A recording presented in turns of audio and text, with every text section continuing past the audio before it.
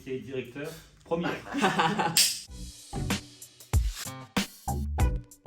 Laurent Blé, donc je suis le directeur d'une maison d'accueil spécialisée en Corrèze depuis 14 ans. Donc maison que j'ai ouverte à l'époque. Et depuis 2 ans, je suis directeur d'un foyer occupationnel à Riac, également en Corrèze.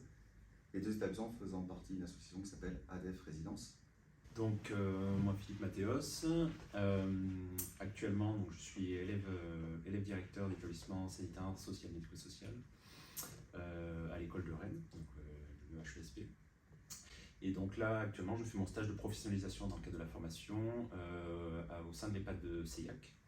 Je suis David Palin, je suis directeur actuellement du centre hospitalier gériatrique du Zerche et je suis, comme vous a dit Monsieur Mathéos, directeur par intérim de l'EHPAD de Seillac. Moi j'ai une formation initiale de maître de conférence en biomécanique, donc rien à voir avec, a priori avec le handicap, mais quand même puisqu'on gérait différents projets en lien notamment avec l'INSERM, avec le pôle handicap, avec le sport adapté, etc. Voilà, j'ai fait des études une licence en ressources humaines, en gestion des ressources humaines.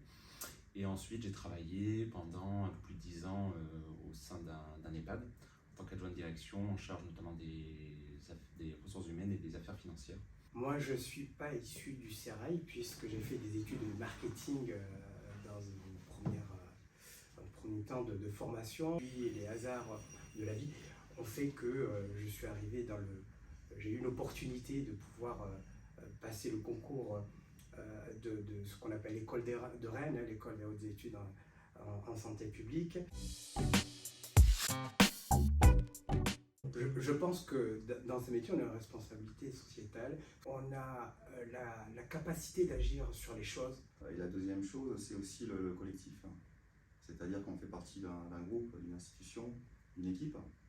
Et ça, c'est hyper important, en tout cas pour moi. Des métiers très différents dans le médico-social. Chacun intervient dans son champ d'expertise et apporte des éclairages sur des situations complexes qu'on peut rencontrer au quotidien dans nos institutions. Après, en tant que direction d'établissement, forcément, on porte une responsabilité tant sur les personnes vulnérables qu'on accueille, mais aussi sur les salariés qu'on accompagne au quotidien. Bon, je rejoins mes collègues sur le propos de l'accompagnement des personnes vulnérables, l'accompagnement des professionnels et ces notions de groupe. Mais ce que je voudrais rajouter également, c'est la fonction directeur, notamment dans le secteur médico-social et sur nos établissements. C'est la variété des missions qu'offre ce métier. Voilà, puisqu'on peut être amené, alors selon la taille des établissements, mais c'est vrai qu'on peut être amené à travailler aussi bien en ressources humaines, en gestion des affaires financières, en gestion des achats, marché public, l'accompagnement en proximité des professionnels. Cette variété-là des missions qui peuvent ne pas être simples par moment, mais ça fait la richesse, je pense du métier. Les collègues l'ont dit, c'est un métier qui est très riche et le cœur du métier reste l'accompagnement de la personne vulnérable dans l'institution. Chacun à travers son champ d'expertise, j'en parlais tout à l'heure, mais ça c'est vraiment le cœur du métier, c'est ce qui donne sens à toutes nos actions et toutes nos décisions. Et on a la chance en tout cas dans le médico-social, en tant que directeur d'établissement, de pouvoir être sur le terrain, au contact des usagers, au contact des collaborateurs. On doit être en veille nous, en ce qui nous concerne, les orientations associatives, la législation qui évolue aussi au fil de l'eau, donc il faut être aussi en veille par rapport à ça. Le directeur ne décide pas de tout seul, c'est vraiment un travail collectif et je veux vraiment insister là-dessus. Le directeur n'est pas tout seul dans son bureau à décider de tout. Ça reste une gouvernance partagée et c'est ça qui rend intéressant aussi nos métiers. Presque tout a été dit, je dirais.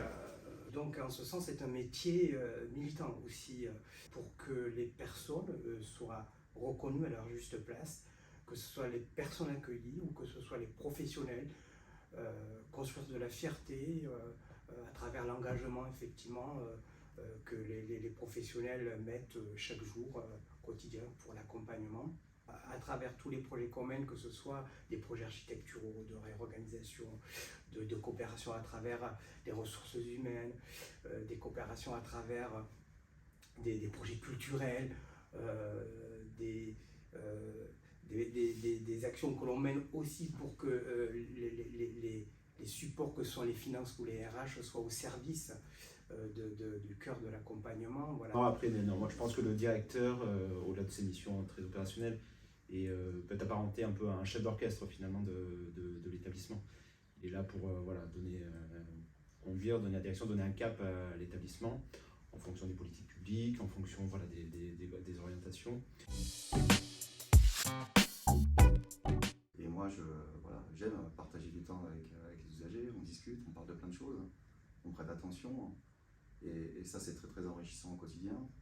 De la même manière, on passe du temps aussi à échanger entre collègues.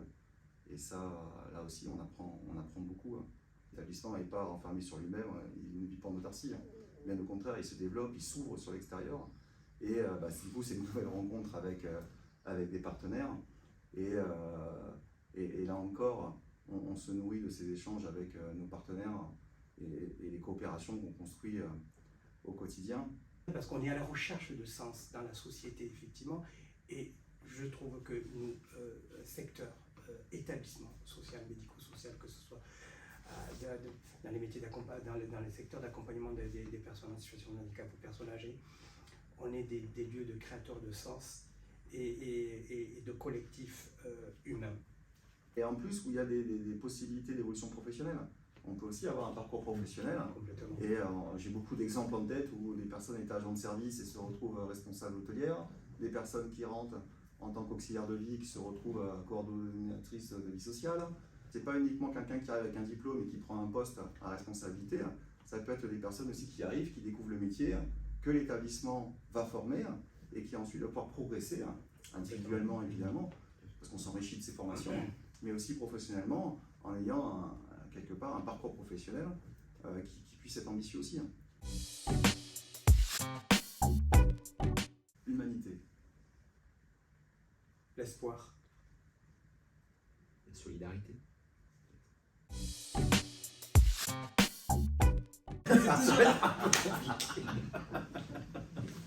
Rejoignez-nous.